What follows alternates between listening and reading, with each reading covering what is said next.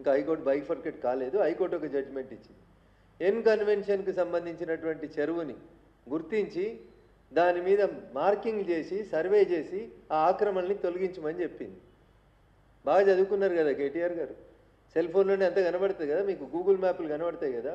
2014లో సాక్షాత్తు ఈ రాష్ట్ర సర్వోన్నత న్యాయస్థానం ఎన్ కన్వెన్షన్ను కూలగొట్టమని ఉత్తర్వులు ఇస్తే ఎందుకు ఇన్ని సంవత్సరాలు మీనమేషాలు లెక్కబెట్టారు?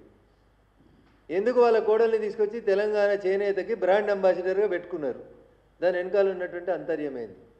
2014 నుంచి 2024 దాకా చెరువుల కట్టిన ఎన్ కన్వెన్షన్ ఒక్కొక్క ఫంక్షన్ పేరిట వసూలు చేసినటువంటి డబ్బుల్ని ఇలా తెలంగాణ ఖజానాలో జమ చేపిస్తారా చేపియరా? ఇలా రేవంత్ రెడ్డి గారు కూడా చెప్పాలి.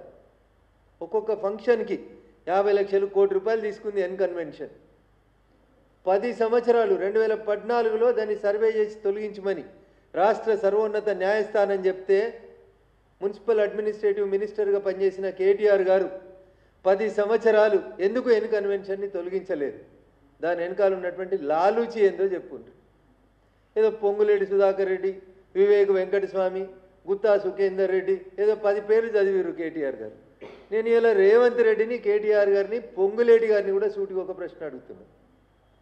లేక్ ప్రొటెక్షన్ కమిటీ కోసం మీరు జీవో 157 2010లో తెచ్చినప్పటి నుంచి ఇయ్యాలటి దాకా సార్ అంతా కంప్యూటర్ యుగమే, సెల్ ఫోన్ యుగమే.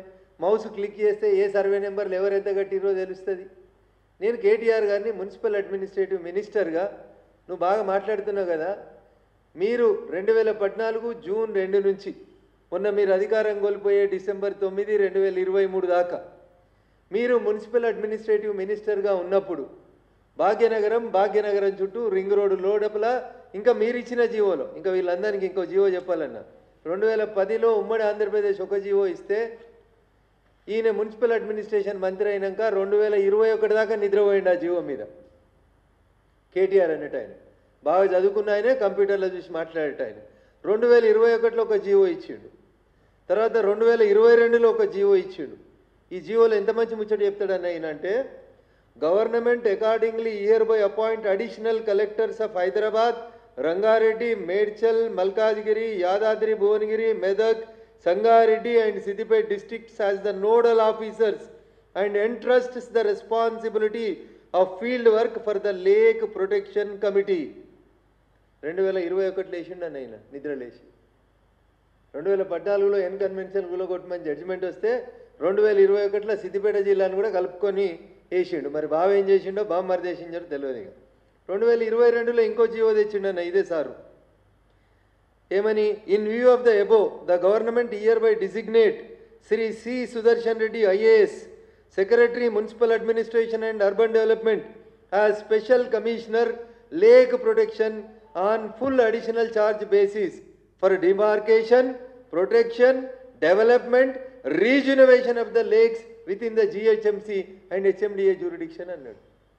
నేను అడుగుతున్నా ఇలా కేటీఆర్ని, నువ్వు మున్సిపల్ మంత్రి ఉన్న 10 ఏళ్లలో నువ్వు ఎంతమంది ఆంధ్రోళ్ళు బంగ్లాలు కడుతుంటే పర్మిషన్లు ఇచ్చినావు?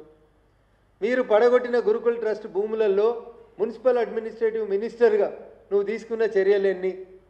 ఇలా గురుకుల ట్రస్ట్